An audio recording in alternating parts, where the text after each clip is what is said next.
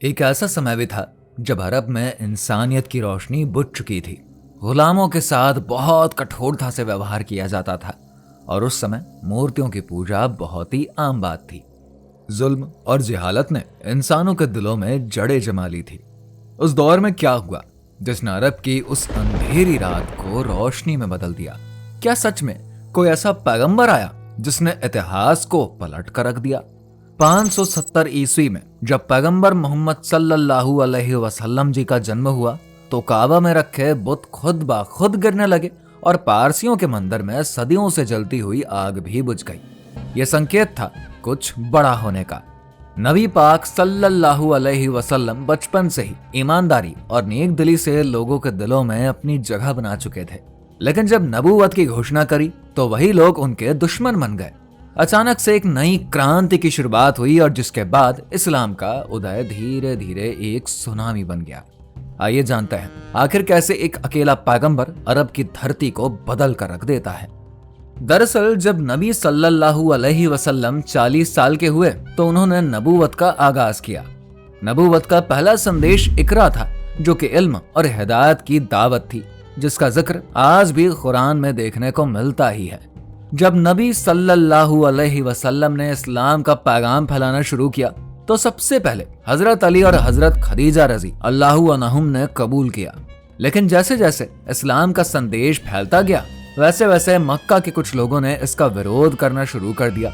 अरब के अबू सुफियान और अबू जहल जैसे लोग न सिर्फ नबी पाक सल्लल्लाहु अलैहि वसल्लम बल्कि सभी मुसलमानों पर जुल्म करने लगे। 619 ईस्वी में नबी पाक सल्लल्लाहु अलैहि वसल्लम ने चचा अबू तालिब और हजरत खदीजा रजी अल्लाहु अन्हा का इंतकाल हो गया और अब नबी सल्लल्लाहु अलैहि वसल्लम का मक्का में कोई भी सहारा नहीं बचा। अल्लाह ने नबी पाक सल्लल्लाहु अलैहि वसल्लम को हिजरत कर मदीना जाने का हुक्म दिया, जहां पर एक तरफ मक्का में नबी सल्लल्लाहु अलैहि वसल्लम और बाकी मुसलमानों को प्रताड़ित किया जा रहा था, वहीं दूसरी तरफ उन्हें मदीना आने का दावत भी मिल रहा था, क्योंकि मदीना के लोगों को पहले से पता था कि मक्का से उनकी नबी आने वाली है। इसलिए उन्होंने तुरंत इस्लाम को स्वीकार कर लिया और नबी सल्लल्लाहु अलैहि वसल्लम को मदीना आने की दावत दी। अल्लाह के आदेश पर नबी सल्लल्लाहु अलैहि वसल्लम ने मक्का जाने का फैसला किया और अपने साथी हजरत अबू बकर रजी अल्लाहु अन्हु के साथ मदीना के लिए रवाना हो गए। लेकिन नबी सल्लल्लाहु अलैहि वसल्लम ने इमाम अली रजी अल्लाहु अन्हु को मक्का छोड़ने से पहले वहीं पर रोक दिया, जिससे कि वो लोगों की अमानतें सुरक्षित लौटा सकें। जिसके बाद वो 3 दिनों तक गारे सोर में आराम किए। गारे सोर जिसका मतलब है लैंडमार्क इन मक्का, जिसके चलते वो दुश्मनों से बच सके और 3 दिन बाद फिर मदीना की ओर रवाना हुए। मदीना पहुंचने पर अंसारे मदीना ने नबी सल्लल्लाहु अलैहि वसल्लम और उनके फॉलोअर्स को पूरे आदर के साथ स्वागत किया।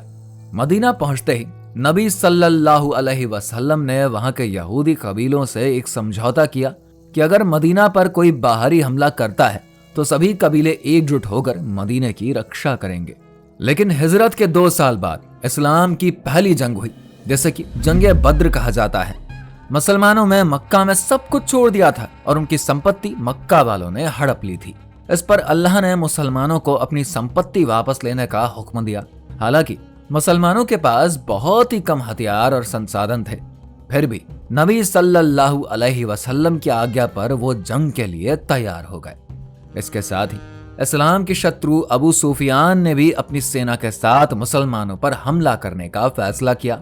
नबी पाक सल्लल्लाहु अलैहि वसल्लम के साथ ही हजरत सुलेमान ने सुझाव दिया कि दुश्मनों को रोकने के लिए खंदक खोदी जाए, क्योंकि पर्शिया में भी दुश्मनों के लिए खंदक खोदा जाता है। अल्लाह के रसूल सल्लल्लाहु अलैहि वसल्लम ने इसे स्वीकार किया, जिसके बाद मुसलमानों ने मदीना के चारों ओर एक बड़ी खंदक खोदी। जंग के समय अबू सुफियान 10,000 के लश्कर के साथ मदीना के पास पहुंचा, लेकिन उस समय मुसलमानों की संख्या केवल 3,000 की थी।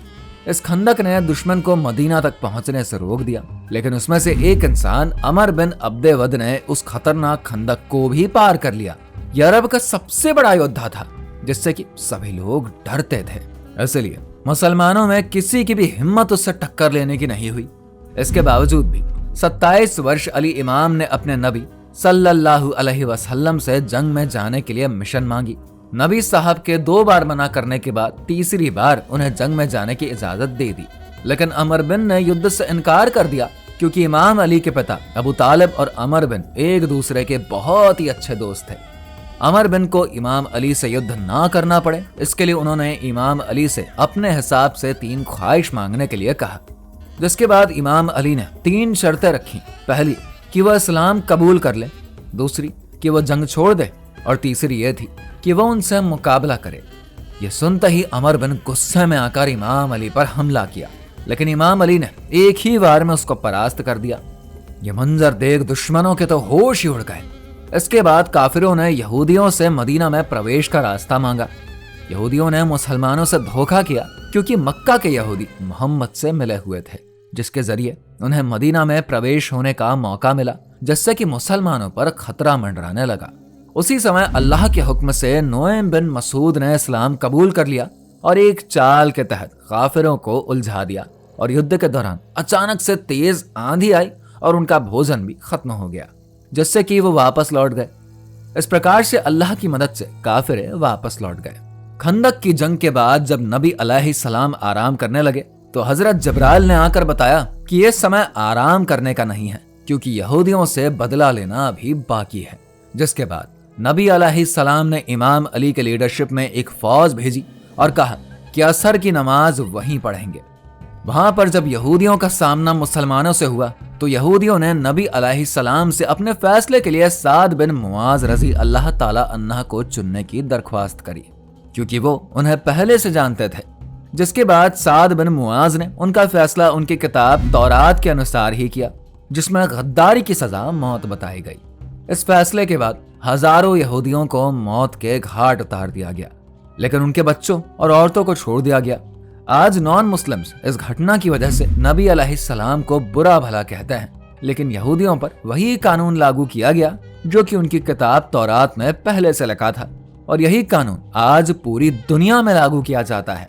खंदक की जंग के बाद जब अबू सुफियान का लश्कर मक्का लौट गया तो नबी ने फरमाया कि अब काफिर अरब के मुसलमानों पर हमला नहीं करेंगे, बल्कि तुम उन पर हमला करोगे। एक रात अल्लाह ने नबी को सपने में उम्रा करने का हुक्म दिया, तो वो 1500 साथियों को लेकर मक्का उम्रा करने के लिए रवाना हो गए, जिसे देखकर काफिरों को लगा कि मुसलमान उन पर हमला करने जा रहे हैं। इसलिए उन्होंने खालिद बिन वलीद को जासूसी के लिए भेजा। खालिद ने बताया कि ये केवल उम्रा करने के लिए आए हैं। इसके बावजूद अबू सुफियान ने उम्रा करने से रोक दिया और धमकी देने के लिए उर्वा बिन मसूद को नबी के पास भेजा। उर्वा ने सहाबा यानी साथियों से कहा कि वो नबी को छोड़ दें, मगर सहाबा अपने नबी से सच्ची मोहब्बत करते थे, इसीलिए वो इसे डायरेक्ट मना कर दिया। उर्वा ने यह देखकर अबू सुफियान से कहा कि मोहम्मद के साथियों जैसा वफादार किसी और का दरबार नहीं देखा।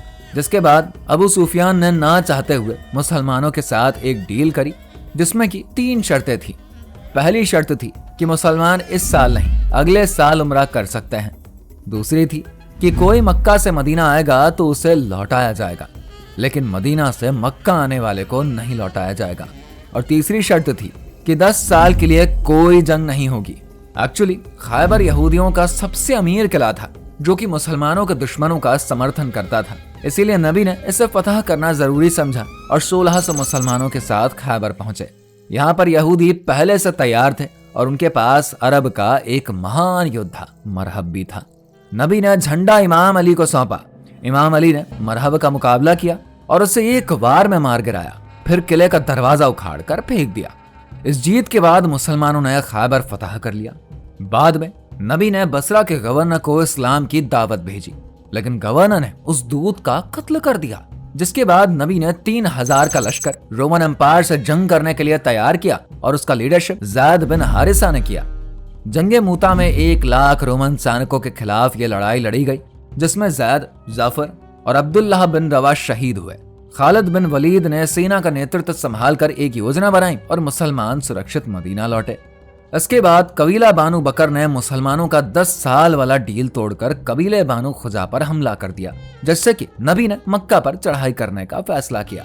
जब नबी साहब 10,000 के लश्कर के साथ मक्का पहुंचे तो मक्का वालों के साथ साथ अबू सुफियान ने भी अपने आप को सरेंडर कर दिया और शांति से नबी ने मक्का को जीत लिया। मक्का पर जीत हासिल करने के बाद ताइफ के हवाजन और सकीफ कबीले मुसलमानों की बढ़ती ताकत से घबरा गए और उन्होंने हमला करने का निर्णय लिया, जिसके बाद नबी मोहम्मद ने 12,000 का लश्कर लेकर जंग हुनैन में उनका सामना किया। लगातार जीत हासिल करने के कारण मुसलमानों में गुरूर आ गया और ये अल्लाह को बिल्कुल भी पसंद नहीं, जिससे कि वो इस युद्ध में हारने लगे थे। लेकिन नबी साहब की हिम्मत और अल्लाह की मदद से वो विजय प्राप्त कर सके और माल गनीमत प्राप्त हुआ। इसके बाद मुसलमानों ने रोमन साम्राज्य से भी जंग की योजना बनाई, लेकिन यह बहुत ही कठिन काम था क्योंकि मुसलमानों की संख्या बहुत ही कम थी। नबी साहब ने इमाम अली को मदीने की सुरक्षा के लिए वहीं रहने का आदेश दिया।